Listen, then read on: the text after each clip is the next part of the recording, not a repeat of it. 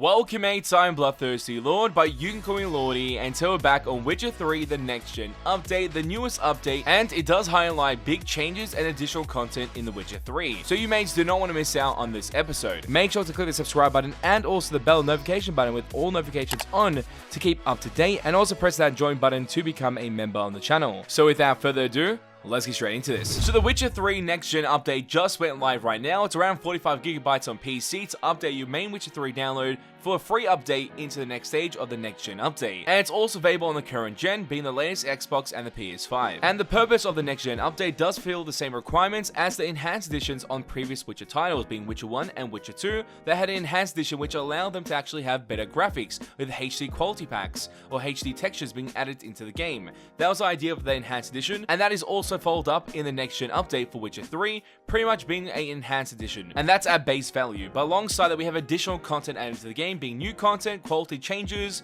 and a whole bunch of stuff happening in the Witcher 3 next gen update. We're going to highlight that all right now. In the graphical compartment, they've added ray tracing, which allows for global illumination and ambient occlusion. As well with that, additional PC players with compatible hardware have additional options to turn on ray trace reflections and shadows, alongside adding various mods and mod-inspired content to the game to improve visuals and overall game quality. We include some community-made favorites in addition to our own modifications in areas such as environment and cutscene improvements, realistic pavements, and many decorational upgrades. And the community-made and community-inspired mods are listed on screen, highlighting world map fixes, nitpicker patch, immersive real-time cutscenes, HD monster rework, and the Witcher 3 HD rework project overall, as highlighted by those mods created by those users. And that's crazy to see that it's been used so often that it's been implemented into the game as a base value content within this new update in the next gen update, and that's great to see. I feel like that would be such an honor for those creators to be featured in the game through their mods as an official product by CD Projekt Red. Upscale textures to 4K for various characters including Geralt, Yennefer, Triss, Ciri, and more.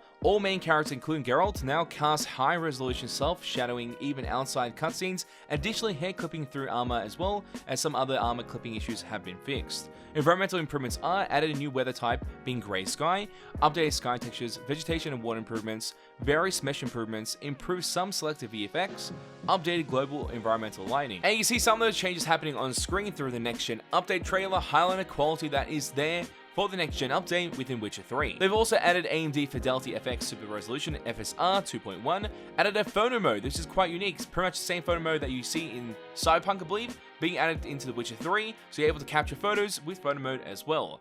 Add the option to pause the game during cutscenes. Also added a alternate camera option that's closer to the player's character and that reacts more dynamically to combat and movement. You can find the new setting in options, gameplay under exploration, combat, and horseback camera distance. And I believe this is something that you want to play with to see which one you like more, the new setting being the new camera mode or the old camera mode. And in some cases for exploration and being on horseback, being on roach, the camera distance of the new camera is quite great. In combat, it can be a little bit clunky because everything is really close up, so that can ruin some of the aspect of being able to see everything around you when you're fighting, because the camera sensitivity can be really slow in those fights when it's so zoomed in compared to the old camera. So keep that in mind. You can change this with the new settings. They've also added a Ultra Plus graphical setting on PC, which significantly increases the visual fidelity of the game. The graphical settings are available on Ultra Plus effect, number of background characters, shadow quality, grass density, texture quality, foliage visibility range, terrain quality, water quality, and detail level, and also added DLSS 3 support on available compatible hardware on PC. And this is good. This is great changes. I like to see these quality of life changes happen to the game through graphical components.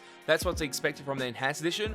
Alongside that, I can't wait to jump into this game and highlight the gameplay in Ultra Plus settings, because I do have a PC and it's kind of beefy. To see that quality, I can't wait for it. So I'm still downloading it. There might be some more videos after of us playing on Ultra Plus, so I can't wait to do so. So make sure to keep up to date by hitting that subscribe button and also pressing that notification button as well to make sure to get that content as soon as possible when it does release on the channel. And join our Discord. We have amazing mates there that are willing to have some discussions about games. I'll be discussing our settings there when we do play Witcher 3 later tonight, so make sure to visit our Discord to have some great chats with our community. The Discord link can be found in the description below. And then we move on to the online features, when they added cross-progression feature between platforms. Your live saves will automatically be uploaded to the cloud, so you can easily pick up where you left off on other platforms. Cross-progression provides a live save for every save type. The feature becomes available after you log into your account. By signing up to My Rewards in Witcher 3 Wild Hunt, players can receive the Sword of Nine-Tailed Vixen, the White Tiger of the West Armor, another armor set, and the Roach card. And there's more information that you found at this link here about those rewards when it's available on December 14th, being today, right now. Alongside that, we have additional content. Yes, new content has been added to the game. Added a new side quest in the Eternal Fire Shadow in Velen. Rewards are inspired by the Netflix The Witcher series. Added an alternative appearance for Dandelion, inspired by the Netflix The Witcher series, which I believe is a cursed image. It looks kind of horrendous. It doesn't seem to be any type of similarity to the Witcher series on Netflix, so you can turn this on or off. Most likely you're going to have this off because seeing it on is just scary as hell. They've added also the armor set, the notorious armor set by Netflix The Witcher series. I don't know why you would add this into the game. It looks funny as hell, looks awkward, and looks especially weird when it does remind you of other things. That is there in the game as well. They've added Chinese and Korean voiceover as well, and it's available on consoles varied by region. Quality of life changes are added a quick sign casting option, allows signs to be switched and cast without opening the radial menu. You can find this setting in options in gameplay. So make sure to utilize this and have this on. It makes just the quick sign casting options really easy to do. Instead of going through this radial option to activate each sign, that's much more tedious than what it is there. And it's a great change, so make sure to utilize it in your gameplay in Witcher 3 in the next gen.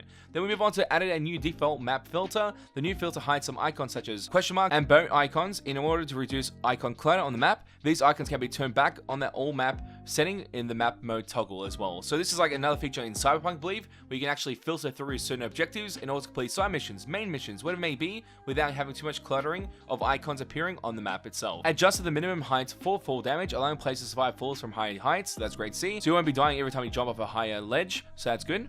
Herbs can now be instantly looted with a single interaction without the additional loot window. I believe there's a grabbing animation for this as well, where you're able to grab items and you can walk and run and do certain objectives while looting at the same time, so you don't come to a sudden pause. So this is another great quality of life change. Added options for dynamic hide the minimap and quest objectives when not in combat or using Witcher sensors. You can find in options video, HUD configuration, hide minimap during exploration, and hide objectives during exploration as well. This allows the game to be much more immersive as you play as Geralt. You just go through certain missions on Roach or with exploration, whatever it may be, and you're not getting too much of the visual clutter that comes from a 2D HUD on that 3D environment when you just want to be immersed into the experience of what the game has to offer. Or when you go to a fight and use your Witcher sensors, the signs especially, and the HUD will reappear to give you that visual information that you need. Added the option to slow walk when playing with a controller. You can now slow walk by lightly pushing the left stick forward. Added an alternative sprint mode option when playing with a controller. It's activated by tapping the left stick. You can find it in options in the control settings. Pretty much like an auto sprint. You just press it and then you'll be able to auto sprint towards a certain objective while just redirecting your camera. Added an option to make target lock unaffected by camera inversion. You find in options in the control settings.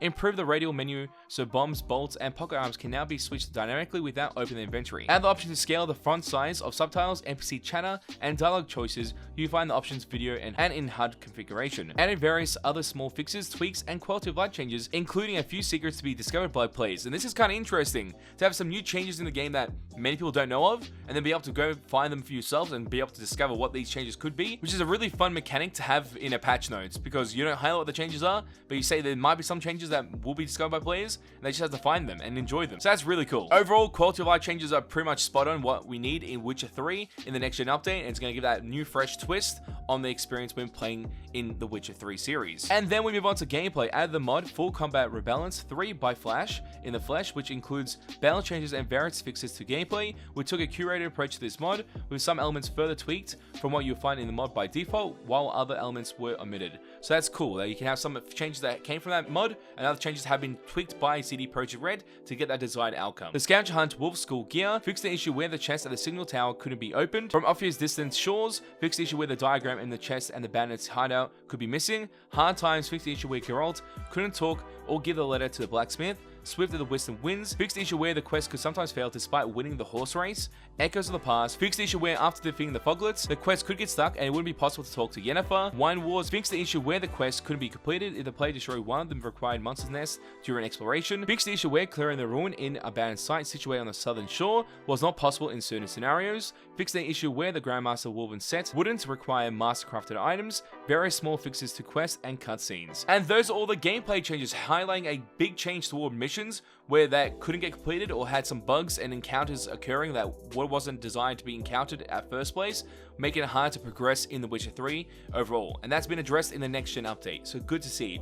Overall, this whole update's insane, allowing for HD rework of textures and helping with the graphical components of the game, bringing it more on par to next-gen qualities, or current-gen being PS5 and their latest Xbox, and being on better PC graphic cards as well, with the Ultra Plus setting. And the new features being added through the sets available, with the rewards and also missions, and the impact of the Netflix series being added into the Witcher 3 series in the next-gen update. This could be good or bad, but you do have options to turn on and off in the settings, I believe, so that's good to see. And the quality of life changes will just make everything a lot more fun when it comes to combat, exploration, and just overall gameplay in the Witcher 3 next gen update by CD Projekt Red. But mates, tell me your opinions and thoughts in the comment section down below. What do you think about this update? Do you like it? Do you hate it? I'd love to know in the comment section down below. And if you mates did enjoy that video, make sure to leave a like, show your support, click the subscribe button to keep up to date, and also have that notifications on the channel in order to get our content as soon as possible. And join our Discord. We have amazing mates there having fun times on all the games that we cover on the channel, so make sure to join our Discord, link in the description below. As always mates, it's a pleasure to have you guys on the channel as we go through this, and I'll catch you mates next time.